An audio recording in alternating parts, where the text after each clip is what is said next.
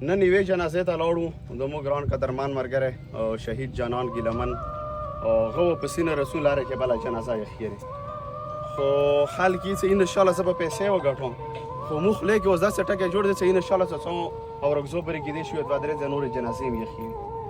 زه ډېر افسوس سره دا خبره کوم چې کله مو پنجاب ته لاړ شو چې په روډونو باندې تېرېږو نو نوې پلازاب کسو نوې افتتاحګانې کسو خو موږ دومره بدقسمته پښتانه قبایل یو که نه څه اوس په لارې باندې رسو جنازې کسو یوه جنازه هغه فاتحه مه وکړه بله مو لارې کې ولیده خو الله د رحم وکړي چې خدای خبره څه ورکزو پرې څو جنازې به نورې کسو هایا چې ته په یوه غاږ باندې ډاس کې خو یوه میاشت نرې شوې یو کال نرې شوی هفته کېږي د ما ګیلمان ورور شهید که په اسلام آباد کې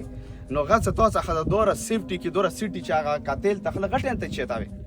څه ته دوره تکړه غیرتي سړی وې څه ته په یو سیټي باندې خلک ولې موږ خپله هم ورسره تېرېدو موږ خو سوچ شه نه به ستړي شو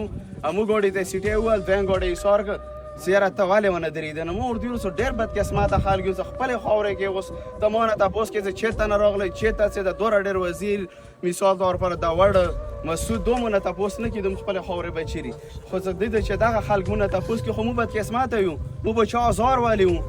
خو که نه قرباني هم داره چې د ملک مسته لري د ملک ما باج کړی دی ملک پر هم قرباني ورکړې دی د غدار په نامې په دی دیګو چې کله دې ځای کې برطانیا حکومت و برطانیا راغلې وه دغو قبایلو دغو وزیرو دغو اورګزیو دغو مامندو دغو خلکو ورته شکست ورکړ چې که نن جرنیل کرنیل د 200 غوټیانې لګولي د پیر بابا زیارت یې ځان نه جوړ کړی دی که نه دی د ما د قبایل د پښتون په سر جوړ کړی دی چې دې ټول عمر کې ډېر انګریز پر سپا کړي بیا به سپا کړي نن هغه څوکیدار چې ما په ټیکسونو باندې چې زه ورته تنخوا ورکوم د ما کویله د ما تیل د ما مدنیات د ما پټرول د ما ډیزل دونه ټیکسونه جوړ شي او هغه څوکیدار چې ما څوکیدارۍ پر اودار د غم اولي ته مره پنجاب کې د چا والا ځناور خو مړ که ستو تالیار درته کړي او د مو انسانان داسې قتل کېږي که نه که څنګه په خبره بازارونو کې ملونه ذبح کېږي او خرڅېږي د مو انسانان دغه شان په ډالرو باندې خرڅېږي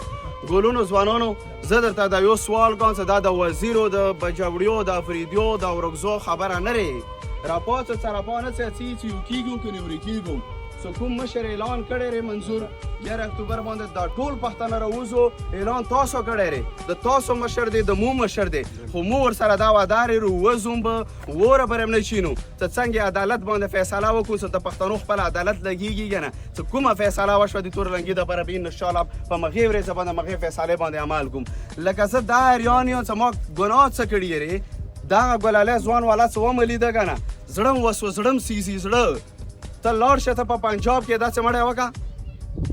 زه غټه توره وکړم بس روډ هم بند کړه هغه کې بند به درې کسان راشي چې جي بیا صاحب خفه کېږي دا روډ ورته مه بنده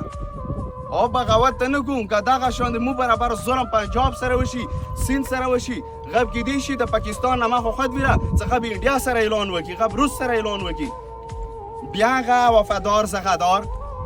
د ظالمه څه صحیح طریقې سره اوس د نه پښتون و قبایل لاس واخلان که نه د تا ایمان انګریز ته معلوم دی تا ایمان انډیا ته معلوم دی د تا پتلون د پېژنې کسان دی بېخنر د پاکستان نه وباسي د ما په سر دی د ژوند تېرې ما بله ورځ ورته دا خبره وکړه ته بله ورځ یو کشمیري مو ته پیغور راکړی و چې ای قبایله ای پښتونه څه در باندې وشو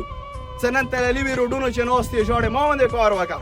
هغه کشمیری څنګه نه انډیا کشمیر خسته و هغه کشمیر ورته مو آزاد کړه دغو قبایلو دی وزیرستان او اورګزو خیبر بجوړ نه خال ورغلو نن هغه ډي سي والا خط راخستی وي هوا چې لړکي و د پتلون والا سړی رانسي ګرمانه نه وګوځی کمر نه تخي نو څه غرد خوی شي چې چوک ما آزاد کړی نو جی بیا زه تا نه شم تخوی خو مو خاین و قانون خو دې کې شته نه